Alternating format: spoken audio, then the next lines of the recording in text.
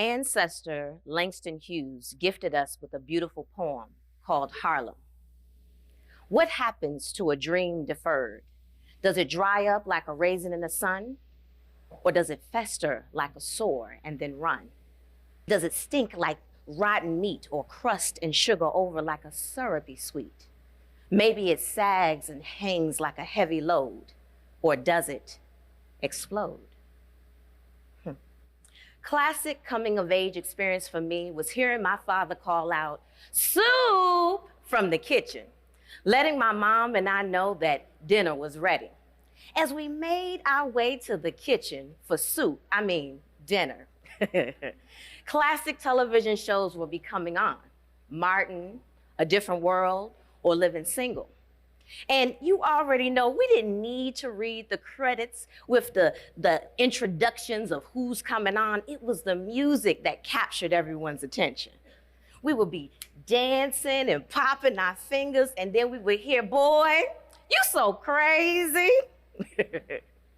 While watching these classic television shows, we were enraptured when Martin actually portrayed this realness of unemployment, having to contend with having his ends meet after losing his job at the radio station. Or Kimberly Reese from A Different World, who attended Hillman College. She was trying to balance her pre-med workload and her work-study job at the Pit. She did not want to upset Mr. Gaines. Or one of my absolute favorites, Miss Khadijah James, who was living single, managing the ebbs and flows of entrepreneurship with Flavor magazine and staying true to her purpose. See, these television shows opened portals for us to have great dynamic conversation. It was during those conversations where we would talk about our work lives, our school lives, and even our family situations. See, as early as I can remember, television was fascinating to me. I grew up in a home where my parents would have a scene from the autobiography of Miss Jane Pittman on. And child, there will be tears, tissues, and immediate storytelling. In fact, I vividly remember my father sitting on the kitchen stool, reminiscing about his childhood and talking about how situations regarding his curiosity often created these elements where cleanup was involved. I distinctly remember that there's a story about a tractor and hay. And interestingly, the hay flew all over the field. See, he allowed himself to say, "You know what, let me see what would happen if I put that in 7th gear." Shouldn't have did that. Or my mom would catch a glimpse of Miss Jane Pittman's hands, and child, she would start talking about her mama's biscuits and that fatback. It was oh so good. See, what I paid most attention to was what was happening to my parents' emotions, their visions, their perceptions, and those stories that lie dormant within them. See, I watched their emotions oscillate between those comedies and those dramas. I've since come to realize we cry at our pain. We laugh at our pain, when we're tired of crying. See, my parents weren't the only people that sparked that initial curiosity of understanding the human experience, really wanting to know and go a little bit deeper. My training as a dancer also influenced that. See, I studied everything from classical ballet, modern dance, jazz, tap, hip hop, all of that, putting the funk in it, right? But the reality was it wasn't about just performing. It wasn't about competing. It was about understanding how are you using your body to fully articulate the human experience. That was what was most important. And see, that curiosity often, it would drive me to understand or want to know, how are we connected? How are our stories all kind of playing up against one another? That curiosity continued on to my doctoral journey and my research to this day. I became so curious about understanding the Black experience on screen. I began charting out show titles, genres, the years that something appeared on air, the signature characters, those social economic statuses, all of that and more since the first Black television appearance in 1939. That charting became this healing for me. It was almost as if I created a Bible of sorts of really trying to understand the journey of the Black experience. Wow. That experience truly impacted the way I understood how we actually show up, what lies dormant within us. But what I realized is that what we miss out on from the years that those television shows have been on the air, we actually miss out on appreciating and valuing the truth of what we actually have to share with the world. Now, don't get me wrong, we truly enjoy a good laugh. Everybody remembers John Witherspoon with his unnecessarily festive attire, right? He would come on to screen and we would see these mushroom print ties, and the inside of his clothing would also have mushroom print. I mean, the man was the kind of person who would say, you got to coordinate, okay? And we would laugh at that. And I honestly believe that we laughed because it reminded us of our cousin Pookies and our Uncle Leroys of the world, right? Or that iconic scene of, from How to Get Away with Murder, when we witnessed Viola Davis remove her wig and we could see her realness, her hair, those cornrows. It was as if we had a moment to really breathe in and take in how we toggle between being visible and invisible. See, those subtleties say so much about how we see ourselves, how we understand ourselves, and truthfully, how we believe what we've been told about ourselves. Harlem is one of Langston Hughes's more popular poems. Many people think about that poem and just imagine just a dream, and that's it. Or a raisin forming, and that's it. For me, I see our people.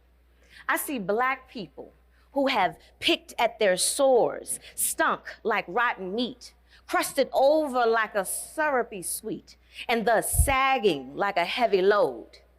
And in the end of it, exploding with fear and anger and frustration and trying to put two and two together and really just trying to compute the reality that they are a part of. This notion of talking as loud as you possibly can, but no one hears you. I know. We all can relate to that. As early as I can remember, I would get this confused gaze when I would talk about my academic and artistic repertoire. I remember guidance counselors and educators and people who had figured they had mastered life's complexities would say to me, Ashley, child, I don't understand what you're trying to do, honey. You just need to figure out what are you doing? Pick one. You can't be a dancer and an attorney and be a professor. Like, it's just way too much going on. I couldn't compute a reality of it having to be either this or that and never both. For me, I actually see us. I see all of us thriving and really leaning into this idea of endless possibilities. I mean, endless possibilities where we can actually take in the histories that we actually imbue and be able to project those mighty futures ahead. I imagine endless possibilities where communities of Black people can actually live out the true 7 principles of the Nguzo Saba, not something that's merely celebrated during Kwanzaa, but something that is celebrated 365. You know what I'm talking about. Umoja, unity. Kujichagulia, self-determination. Ujima, collective work and responsibility. Ujamaa, cooperative economics. Nia, purpose. Kuumba, creativity. And Imani, faith. All of those principles working together so that we can actually live and be our true, authentic selves. I imagine endless possibilities where we're not trying to figure out where does the liberation line start. We embody it. We can go back and fetch those stories that speak to our cultural pride and our heritage, because it is in those stories that's when we remember who we are. Good people, I love Black people. I mean, I love us with every bit of my being. We adorn ourselves with all of this cultural pride, language, feelings, emotions, everything. We be fly. We come out and we mac out. Even I appreciate the occasional head nod when a friend I've yet to meet reads my shirt and it says, I am my ancestors' wildest dreams, or where they read another shirt that says black coffee, no sugar, no cream. All right. Or they even, watching us on social media and we have this commentary back and forth, or these social media memes that says, I'm rooting for everybody black. Or those occasional messages that we exchange with one another when we walking down the street and we say, hey, queen, or peace, king, automatically giving us this signal that we are connected. We see you. But I believe our ancestors are disappointed with us. When we clothe ourselves with all of this stuff, all of this language, all of this macking out, but we are disconnected on the inside. What is the point of actually living and embracing Sankofa when you are functionally stuck? What is the point of allowing white culture to define who you are and what you are? Why keep questioning whether or not your reality is within alignment with anything? Stop. It's not meant for us to do that. I believe that our ancestors are proudest when we are thriving. It is in our thriving that our collective ethos is at work and it produces this dynamic life force. What would happen to us as a people if we could project our dreams into reality? What would happen to us? What would happen if we take a beat and just breathe in to all of the richness that we have within us and stop playing and stop with, well, I'm just surviving or I'm just making it? How can we switch our language to we are actually thriving? I believe we'll get to a point where we will actually say, you know what? I remember my importance. And it is in that why the dream cannot be deferred. Thank you.